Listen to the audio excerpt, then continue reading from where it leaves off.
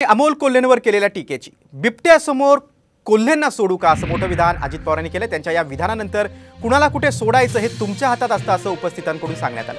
त्यावर बोलताना कोल्हे लांडगे सर्वांना सोडू असं अजित पवार म्हणाले। दरम्यान मी सिंहाची औलाद असल्याचा पलटवार अमोल कोल्हेंनी अजित पवारांच्या वक्तव्यावरून केला।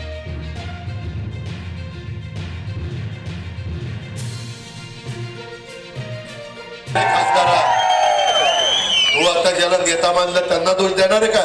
अजित पवारचं नाव घेतो काय वाटायला पाहिजे तो या पद्धतीने मी खपून घेणार नाही। आहे तोपर्यंत सरळ आहे, जर कोणी वाकड्यात शिरला तर त्याचा पुरा बंदोबस्त केल्याशिवाय गप्पा बसणार नाही। बिबट्याच्या समोर कोल्हेला सोडू मित्रांनो, लांडगे कोल्हे काय असतील त्यांना सोडू आपण, तिथे काय करू। साधं मांजर सुद्धा कोंडून मारायचा प्रयत्न केला ना तर प्रतिहल्ला करत।